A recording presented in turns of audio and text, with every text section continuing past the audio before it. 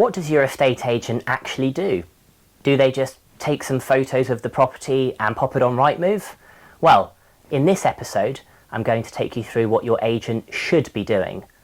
I'm Jack Flower. I've been an agent for many, many years. I started my career in London, where I worked at some of the biggest corporate agencies. And then I moved out to the West Country, and I now live in Bath, and I'm running my own company, Flower Property. And we do residential sales, lettings, and property management. Now, there's a reputation that some estate agents are lazy, and in some cases, this may be true. However, it's not always the case, and there are some fantastic estate agents out there.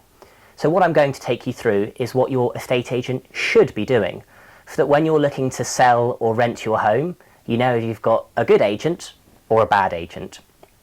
So firstly, on the sales side.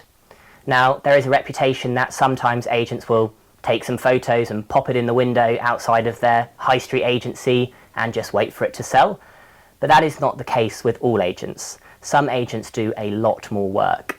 Now, there are so many different ways to sell your property. It's not just Rightmove, it's not just putting photos in the window, it's also social media and website and promoting it in various different ways.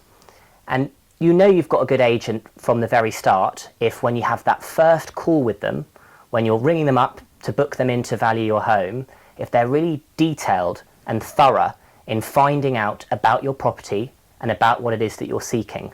Are you looking to sell the home quickly and get it sold? Or are you looking to maximise price? Do you have an onward search? Are you looking to purchase something else? What you want to find out at this stage in the journey with your estate agent is, do they take their time? Are they thorough? Are they really looking to understand what it is that you're seeking as the client? Or are they just desperate to book in the valuation and move on to the next thing? So make sure that at this point, they're taking their time, they're not rushing you, and they're listening. Listening is the most important part.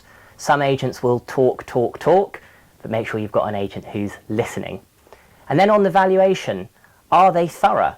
Are they looking around for things which should change to the property so that you can maximise the price? Are there some issues with your property that need to be addressed before putting it on the market? Sometimes agents will come in and they've been taught to just say, I think your home's fantastic, it's beautiful, it's perfect, but that's not necessarily honest. There might be some tinkering or teething problems with your property, which we just need to switch around a little bit so that when we market it, it's looking as perfect as possible. And then when they get to the point of taking you through the marketing, understand what they do. Hopefully they'll do more than just take some photos, put it online and wait.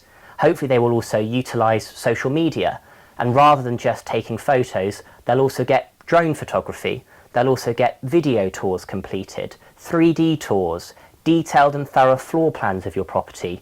Really ask these questions to make sure that they're going above and beyond so that the marketing materials for your property stand out as much as physically possible. Rightmove tells us that when people are scrolling through looking at properties to buy, they spend on average 2.7 seconds per listing before clicking through. So you have 2.7 seconds to stand out from the crowd, and that's why the marketing has to be spot on. And then that's just leading into the next stage of the journey, which is actually trying to sell the home once it's gone on the market. Do they just do sporadic viewings here and there? Or are they more unique? Do they have an open morning at your house where they get all the buyers in at once to create this sense of urgency and demand for your property so that it sells quicker and at a higher price? And with the negotiation, are they good at dealing with people, negotiating and pushing to the highest price? An indicator of this that I often see is if an agent is willing to drop their fee. If they come in and they're sat in your living room and they tell you our fee is 1.5%, but for you we'll do it for 1%. Well, if that's how quickly they drop their fee, how likely are they to defend the asking price of your property? If you're on at $500,000, why wouldn't they just say to people, well, just put an offer at 450,000 and we'll get it tied up? So really understand how good they are on that negotiation side, because that's going to be one of the crucial components of maximising that price that you get for the property. And that's just to getting the offer over the line and tied up. You then want to understand if they've got a good network of trusted solicitors, mortgage brokers, and a local network of experts so that they can collaborate with these experts to make sure your deal progresses to the point of completion. This is the crucial part. Most deals fall through at this stage once they go under offer. So you need to make sure they're proactive, they've got a good deal progression team, or that they're good at the sales progression, and that they have fantastic people working alongside them. So that's some of the things that you should be looking out for in sales if you're looking to sell your home. If you're looking to rent out your home, so if you're a landlord or if you live somewhere and you're looking to become a landlord, these are some of the things that your agent should be doing on the letting side. Now, up to the point of the offer being accepted, it's largely similar. They want to be doing the same things. And actually in lettings, you'll see video tours, photography done professionally, much less frequently. So this isn't done at all really in lettings, so it's somewhere where you can stand out by having these things done. That's just to getting the offer accepted. Once that's done, you need to make sure that they understand the legislation, that they're thorough, and that they'll get all the right checks completed before your tenant moves in. Are they on top of getting all of the safety certificates completed for your home? The EPC, the EICR, the gas safety certificate? Are they getting all of those things done in a timely manner so that the tenants can move in on that start date that's been agreed?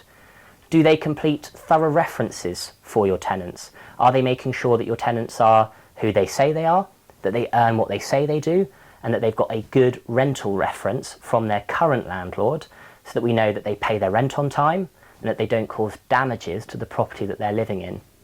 You need to make sure that your agent is going to thoroughly complete these checks, because otherwise you can be left in a financial black hole later on down the line if there are issues with the property or rent that's not paid because they haven't done these checks before the tenant moves in. And that's why things like an inventory and check-in being done before the tenancy starts is really important. That's a thorough go around the property from a neutral third party who itemises everything in the house so that they can compare that at the end of the tenancy with what the condition is before the tenancy starts. Therefore, you're in a better position to claim if there are damages to the property. And also make sure that they do a quick pre-tenancy check, that your agent will go in 2-3 days before the tenancy is set to commence, just to have a quick glance over and iron out any issues should they arise at that point. Because you don't want your tenant moving in and complaining on day one and creating a bad relationship with that tenant from the very start. You want to start it on the best possible terms. So, if you're a landlord, those are some of the things that your estate agent should be doing. I'm Jack from Flower Property. Thanks for listening. See you next time.